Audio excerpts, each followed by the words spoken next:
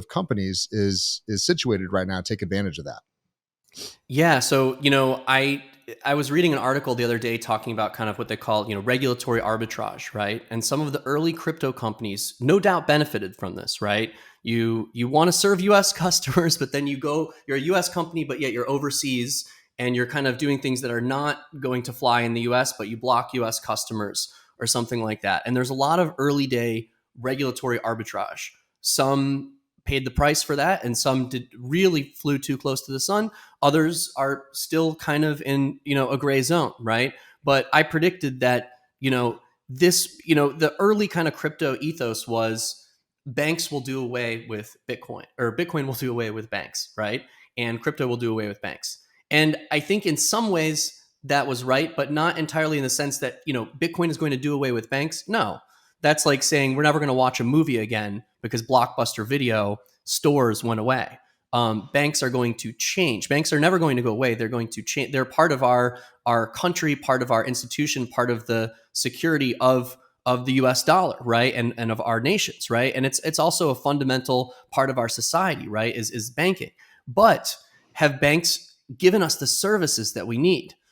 I would argue that they haven't. Have they operated with the transparency that we deserve? I would argue that they haven't, right? And blockchain is this new idea that we can have this radical transparency, that we can have these higher interest rates, that algorithms can, through DeFi, can find higher interest rates like Proton Loan or Compound or Maker, things like that. And through this technology, essentially financial services are completely being reinvented. And I think the key here is responsible innovation, what the president said yesterday and what you hear from the OCC and the FDIC and the Fed, and the SEC saying responsible innovation. And I think that that's key. It's important for our regulators and policymakers to take a forward-looking stance and say that we want to keep the innovation in the United States. We want to keep Silicon Valley, leader in blockchain, right? That's important. And I think that we're taking the right path. So to rewind it all the way back, how are we positioned? Well, I really thought about regulation when I was building the products, and maybe I was punished for it a little bit early in the early days, right? But as technology evolves, people want, several things. They want trust when it comes to their banking. They want security. They want transparency. They want accountability. And then beyond these core, principles of trust and security and accountability, transparency, I want great UX. I want opportunities. I want, a better app. I want the Apple of banking, and we just don't have it yet, right? Banks are, in the past, you were kind of rewarded for moving slow.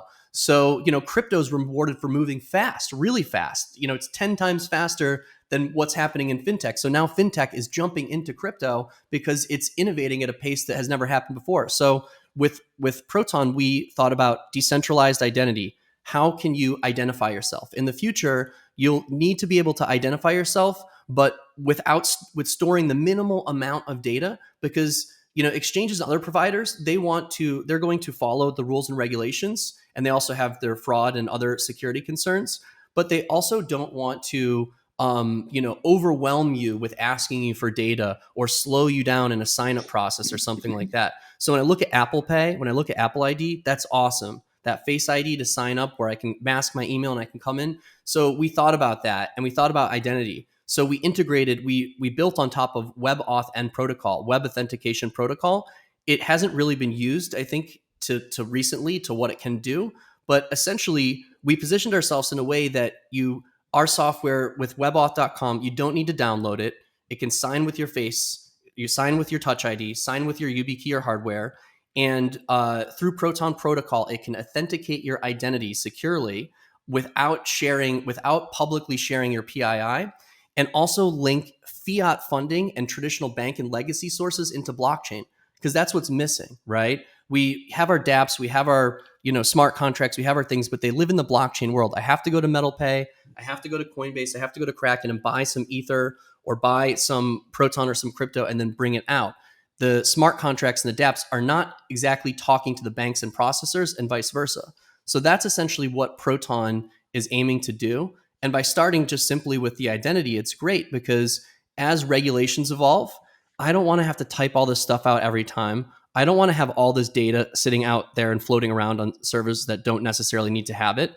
And that's the vision with Proton. People have talked about doing decentralized identity, but when you see it with Proton, it's really great because it's that easy kind of one tap sign up. So I think, Proton is really well positioned because it has this notion of identity. It has this ability to communicate with banks and payment institutions. But then also, it's just a great L1.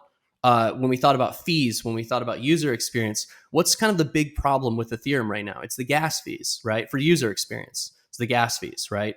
There may be some other issues, and I love Ethereum, but the gas fees are kind of what's holding back microtransactions and NFTs and other things. So we've made kind of centralized CeFi workarounds to that. But with Proton, we're going over 4,000 transactions per second. We've even gotten to go over 10,000 in stress tests, but 4,000 pretty efficiently. And we changed we took EOS.io and we changed the resource model of EOS.io, where essentially now it's on the provider. You as a user can still obtain resources through the network with Proton, but it's better the other way around. So if you think about like websites, if I use a web app or if I use an application, it's most likely hosted, right? It's hosted on Amazon Web Services, hosted on other services.